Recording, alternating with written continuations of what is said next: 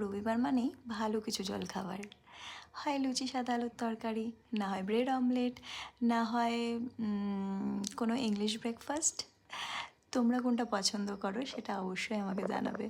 আমরা তো খুব ভালোবাসি সেটা, যেটাই হোক, ব্রেড অমলেট বা ইংলিশ ব্রেকফাস্ট, লুচি সাদা আলুর চচ্চড়ি। সো হ্যালো এভরিওয়ান, তোমরা সবাই কেমন আছো? আমি খুব ভালো আছি, আশা করি তোমরাও খুব ভালো আছো। কিন্তু শিলিগুড়িতে যা গরম পড়েছে সেটাতে তো কেউ ভালো থাকার কথা নয়।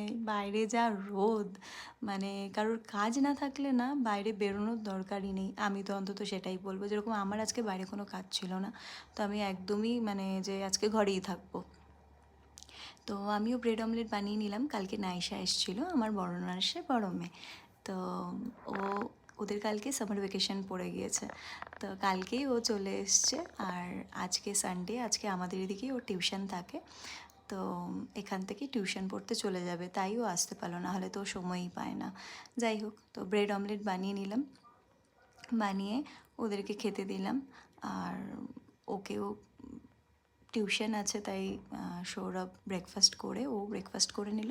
ওকে টিউশনে দিয়ে এসে তারপর ফেরার পথে একটু চিকেন আর একটু মাছ নিয়ে আসলো, কারণ মামুনি চিকেন খায় না, তো মামুনির জন্য একটু মাছ নিয়ে আসলো। আর এই গরমে না মাটন বা চিংড়ি কোনোটাই আনতে না করলাম, কারণ চিংড়ি অ্যাকচুয়ালি নাইশা ভালোবাসে, আর কোনো মাছও খায় না, আর মাটনও খায় না। মাটন আবার সৌরভ খুব ভালোবাসে।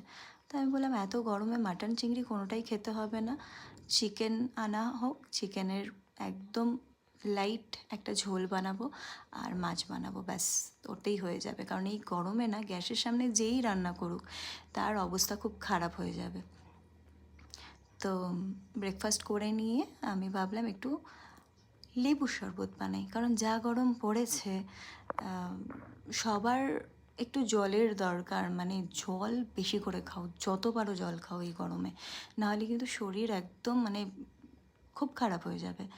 তো আমি একটু লেবুর শরবত বানালাম, মামুনি বাবানকে দিলাম লেবুর শরবত। মামুনিও ওই ওয়েডনেসডেতে তোমাদের বলেছিলাম আমাদের বাড়িতে বাবা লোকনাথের পুজো আছে, তো ঘর দৌড় একটু পরিষ্কার করা, আর আমি এই দিকটা করছিলাম, রান্নার দিকটা সামলাচ্ছিলাম। আর নাইশাও টিউশন থেকে এসে লাঞ্চ করেই বাড়ি ফিরে যাবে, কারণ ওর আবার 4:30 থেকে টিউশন আছে আর একটা। তো ভাবলাম একটু ঠান্ডা ঠান্ডা শরবত বানিয়ে রাখি, ও এসে খেতে পারবে, সৌরভও এসে খেতে পারবে। তো সেই মতো বানিয়ে নিয়ে ওকে দিলাম টিউশন থেকে আসার পর। তো ও বলছে, বাহ, এটা তো বেশ রেস্টুরেন্ট স্টাইলে দিয়েছো তুমি, বেশ ভালো। আমি বললাম, হ্যাঁ, মামা বাড়িতে আসলে সবাই একটু ভালো ট্রিটমেন্ট পায়, কাশ আমিও যেতে পারতাম মামা বাড়িতে। তো যাই হোক, তোমরা সবাই সাবধানে থেকো, বাই।